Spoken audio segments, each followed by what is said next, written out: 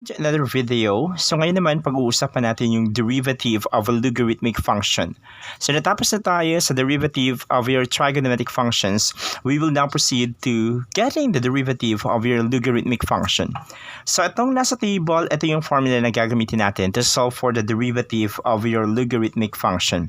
So una, we have the inverse of x. Derivative is 1 over x. Kung meron tayong another functions, okay, maliban sa x na to, katulad ng mga nakikita nating functions, we can use this one, that is derivative is equal to 1 over your function times the derivative of your function. We have also the derivative of logarithm of x to the base a is equal to 1 over x inverse a.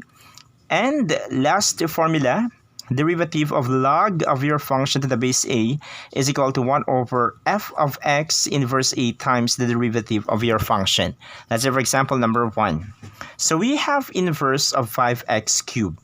So ano kaya dito sa mga formula ang pwede natin gamitin? So we can use the second formula. Okay? So ipapalagay natin that this is our first formula, second, third, and fourth. So dito sa number 1, we can solve the derivative of this function using formula number 2. Okay? That is, so derivative of your function is equal to 1 over, ano yung function natin? 5x cubed multiplied, what is the derivative of 5x cubed?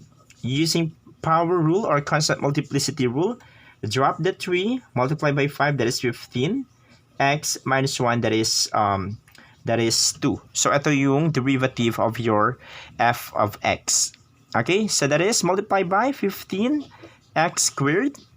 And simplify, we get 15x squared over 5x cubed. Simplify further. So, 15 divided by 5 is 3. X squared over x cubed is x. So, the answer is 3 over x. And that is the derivative of number 1. Okay, how about number 2? So, same formula ang gagamitin natin. That is formula number 2. So, we have your f of x. Ito yung f of x natin. Kunin muna natin yung derivative of yung nasa loob natin. That is, dropped, then subtract. Ito naman, this is 0 kasi constant siya. Therefore, the derivative of this function is 7x raised to x. 6 rather. Okay? So, derivative of your function, ito, kabuuan, is equal to 1 over, itong function, minus 21, multiply by the derivative of this, which is 6x. And then simplify, we get 7x to the 6th power over x raised to 7 minus 21. So, mapafactor pa ba natin further? No. This is the final answer for number 2. Ito na yung derivative niya. Question gets? Kung meron kayong questions, you can use the comment box, okay? Okay, para masagot natin yung mga katanungan nyo. Okay, let's proceed to number 3. Log of 3x raised to 3/4 to the base e. So, paano natin kukunin yung derivative? We will use the formula number 4. Ito siya. So, copy muna natin. The derivative of your function is equal to, so that is 1 over, ano yung function natin? That is 3x raised to 3/4 multiplied by the inverse of a. So, yung a natin is base and our base is letter e multiplied by the derivative of this using power rule. Okay, so dropped. So 3/4 times 3, that is 9/4. Then minus 1, we will get negative 1/4. Okay, so ito yung derivative niya. That is 9/4 x raised to negative 1/4. Then simplify further. The answer is 9/4. Okay, x raised to negative 1/4 over 3x raised to 3/4 inverse of e. So, simplify natin further. So, ito, exponent must be positive. So, ibababa natin. So, we will get 9 over 4x raised to 1/4 over, so simplify natin using calculator, inverse of e is equal to 1. So, yung maiwan na lang is 3 x raised to 3/4. Then we will simplify further. So So ito, simplify natin. So we will get, so copy the numerator. That is 9 over 4x raised to 1/4. Then reciprocal multiplied by the inverse of your denominator, that is 1 over 3x raised to 3/4. Okay, combine. We get, so 4 times 3 is 12. Ito naman, x raised to 1/4 times x raised to 3/4 is equal to x raised to 4/4, or that is simply x. Okay, so pwede pa natin ma-factor ito.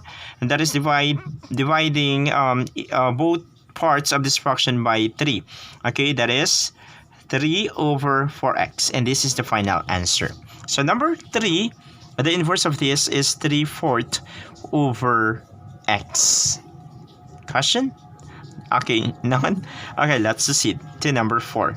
So dako naman tayo dito sa logarithm of 5x squared minus 12 to the base 3. So same formula, yung formula number 4 yung gagamitin natin. So but before that, kunin muna natin yung derivative. Number 4, our item is log of 5x squared minus 12 to the base 3. So we will use the formula number 4 again, okay? So that is log, derivative of this is equal to 1 over f of x, that is your function, times the inverse of your base, which is your a. Then hahanapin natin yung derivative of this inside function, okay? So kunin muna natin yung derivative of this inside function. Derivative is, drop the 2, multiply by 5, that is 10. Then subtract by 1, that is 1. So ito naman magiging 0. Thus, this is the derivative of 5x squared minus 12. Okay, reserve natin kasi gagamitin natin siya later. Okay, so therefore, the derivative of log of 5x squared minus 12 to the base 3 is equal to what? So that is 1 over, what is your f of x? That is 5x squared minus 12 multiplied by the inverse of, what is your base? 3. Okay? Multiply by the derivative of your inside function, that is 10x kanina. Simplify, we get 10x over 5x squared minus 12 inverse of 3. So using your calculator, pwede pa natin to ma-evaluate further. And the inverse of 3 is approximately equal to 1.0986, or let's say 1.1. Okay, so gamit tayo ng 1.1. So simplify further, we get 1.1 multiplied by 5x squared minus 12. So ito ibibigay natin sa bawat term na nasa loob. So copy yung 10 over the next. So we get 5.5x squared minus, so what is 12 times 1.1? That is 1, that is 13.2. Okay? And this is the final answer for the derivative of this function. That is the next over 5.5x squared minus 13.2. Another example. Last example. So log of 1/5 x cubed minus square root of x to the base. Ano yung base natin dito? So kung wala po tayo nakalagay na base dito, automatic that is equal to 10. Okay? Yung base is equal to 10 pag wala pong nakalagay na base dito sa given. So ito, base is e, that is 2.78. At naman, base is 3. Ito, pag hindi nakalagay, automatic, that is 10. Okay? Tandaan po natin that the base is always 10. So derivative of your log of 1/5 x cubed minus square root of x to the base 10 is equal to, following the fourth formula, that is 1 over your f of x, that is 1/5 x cubed minus square root of x times the inverse of 10. Okay? Yung a po natin dito is 10. Times the derivative of this one. So ano yung derivative of this one? So dito natin ilagay. Drop. So we get 3/5 x raised to 2 minus. So this square root of x is also the same as x raised to 1/2. Drop. Then subtract by 1. Or that is 3/5 x squared minus 1 over 2x raised to 1/2. So ito yung multiply natin. So we get, okay, 1 to 1/2. Simplify, ilalagay natin sa taas. So we have 3, okay, x squared. Okay, burahin muna natin. Dito natin ilagay. So we get 3/5 x squared minus 1 over 2 square root of x over the x cubed over 5 minus the square root of x raised to times rather. So inverse of 10 is approximately equal to 2 point, okay, check muna yung calculator. Okay, that is equal to 2.3. So inverse of 10 is approximately equal to 2.3. Okay, then we will simplify further. So we get 3x squared minus 1/2 square root of x ito over 5 over ito ibibigay natin sa bawat term na nasa loob ng parentheses. So we get 2.3x cubed over 5 minus 2.3 square root of x. Okay, so kung pwede pa natin i-simplify, let's simplify further. So use natin yung back part of this. Medyo mahaba yung last part. So again, kopyahin ko lang muna. Over minus 2.3 square root of x. Okay, so gagawin natin siyang simple fraction. So that is ito. Okay, so we have the common denominator, that is 10 square root of x. So 10 square root of x divided by 5 is 2 square root of x times 3x squared, that is 6x raised to 3 halves. Tama, 3 halves minus, okay, minus 5 over 10 square root of x. Ayan, similar fraction na siya para mag-combine na siya. So yung nasa baba naman, we get 2.3x cubed minus, okay, times 5 natin to kasi over 5 siya later. So magiging 10 11.5 square root of x. Okay, then simplify further. Ito, so maintain your numerator, that is 6x3 over 2 raised to 3 halves minus 5 over 10 square root of x times the reciprocal of nasa baba, we have 5 over 2.3x cubed minus 11.5 square root of x.